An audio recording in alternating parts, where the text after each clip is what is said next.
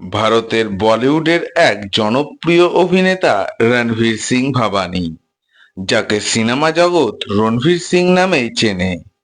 রণবীর 2012 সালে Forbes India পত্রিকায় 100 জনের মাঝে জায়গা করতে সক্ষম হয়েছিল।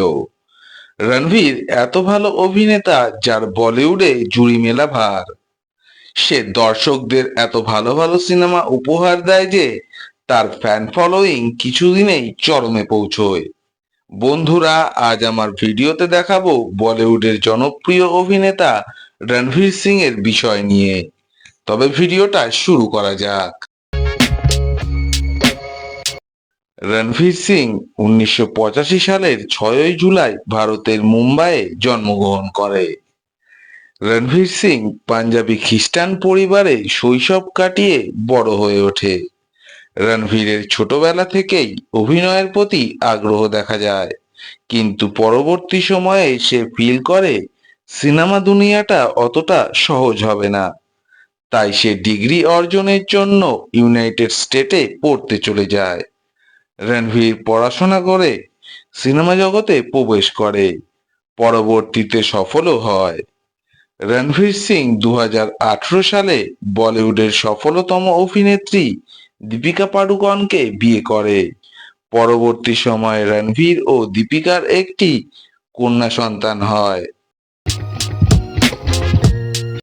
রণবীর সিং তার বলিউডে সূচনা করে ইয়াশ রাজ ফিল্মসের ব্যানারে ব্যান্ড বাজা বারাত সিনেমার মধ্য দিয়ে। এরপর রণবীর এতটা সাকসেস পায় যে তাকে আর সিনেমার জন্য পেছনে ফিরে দেখতে হয়নি।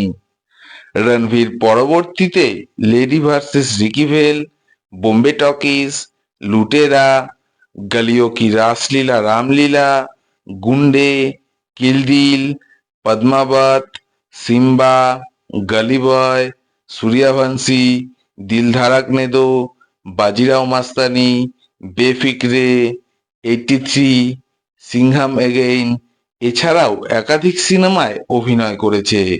রণবীর তার 15 বছরের সিনেমা ক্যারিয়ারে 24টি সিনেমায় অভিনয় করেছে। রণবীর সিং তার সিনেমায় অভিনয়ের সাথে সাথে নানান টেলিভিশনেও কাজ করছে। এছাড়াও রণবীর 2023 সালে ক্রিকেট বিশ্বকাপের অ্যান্থামে কাজ করে। রণবীর সিং একজন ভালো অভিনেতার পাশাপাশি একজন ভালো ফ্যামিলি ম্যান হিসেবেও পরিচিত। রণবীর সিং যে শুধু সিনেমা জগতে অভিনয়ের জন্যই খ্যাত এমনটা নয়। রণবীর তার সিনেমার সাথে সাথে তার পুরস্কারের প্রাপ্তিও অনেক। তার সিনেমাগুলি পুরস্কারের জন্য প্রায় 111 বার নমিনেশন পায়। তার মাঝে 78টি পুরস্কার রণবীর অর্জন করে।